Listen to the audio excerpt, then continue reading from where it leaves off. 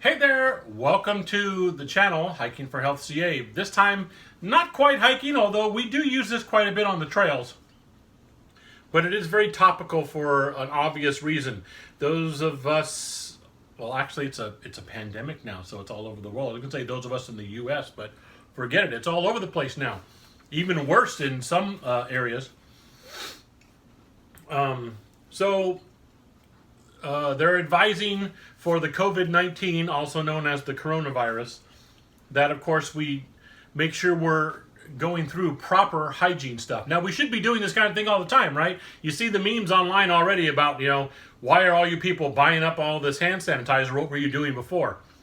Hey, it's a fact that a lot of people get lazy about hygiene and things. Now I had a career where we were constantly washing our hands. My wife has a career. She's constantly washing her hands because she works with children as a teacher and things like that.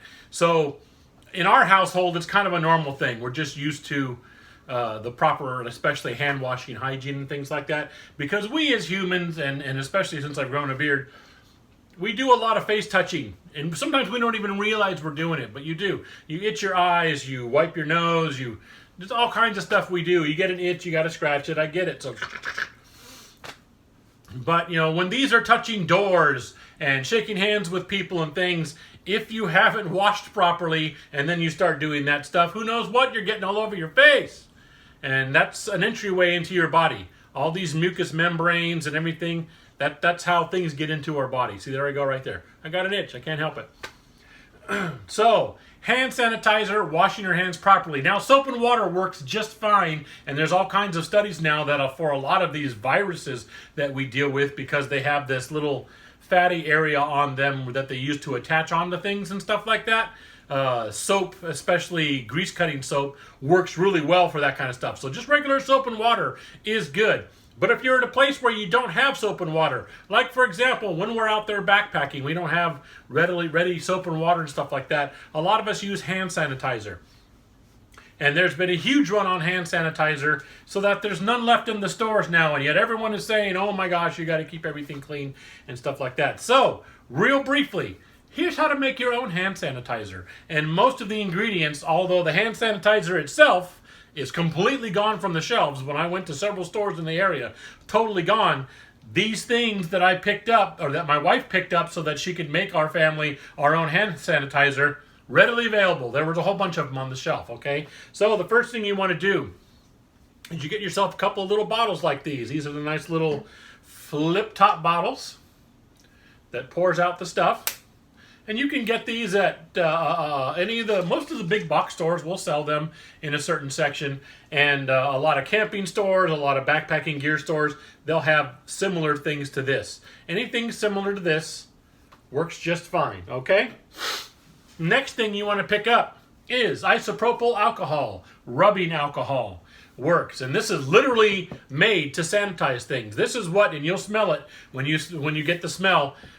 This is what they rub on your arm just before they jab you with the needle at the hospital and things like that. It is a high-powered sanitizer. The only thing is because it's a high-powered sanitizer, I mean, I could just pour this on my hands and boy, I'm going to be sanitized. But after a while, it's going to start messing with my skin because this is some tough stuff. So you do that frequently to keep things clean, and it's messing with your skin, it's drying everything out. The smell isn't great and things like that. So what we have found is we have cut that with aloe vera, and you can look at how much I can get aloe vera. Now this is great to use on your skin and it's just a natural product. In fact, we have an aloe plant in front, and sometimes if we don't need a whole bunch of it, I can just snap off an aloe plant if I have like a little burn. I burned my finger in the kitchen cooking and rub it on that, because it's good for sunburns, it's good for your skin and things like that. So what we do is 60 to 70% alcohol in the little container. The rest of it, aloe, because what this is going to do is help your skin out. It's going to keep the alcohol from totally beating the heck out of your skin. It's going to keep things, kind of fresh and kind of act as a carrier too to get stuff on there. So about 70% alcohol in the container, then the rest is this. Now that right there would be hand sanitizer, but it's not going to smell as pretty or anything like the kind of stuff you would get in the store. And I have used it, and the smell goes away really quickly. The alcohol smell, it doesn't last that long. At first, it's going to be there. But if that really bugs you, all you got to do is buy a little bit of essential oil. Make sure you get the kind that can have contact with skin, because there's some out there that you're not supposed to put on your skin. And even this kind that I'm using says you have to dilute it first, and we do. Okay? So a few drops of this in the little mixture that we've made, and that helps cut the smell of the alcohol, and it is left over when the alcohol kind of evaporates away and has done its job sanitizing. You still have a little bit of, we use lemon, a little bit of citrusy smell, lemon smell. And folks, that's it. That's how fast it is, how easy it is. So 70%, 60 to 70, I prefer 70, rubbing alcohol. The rest of it, aloe vera.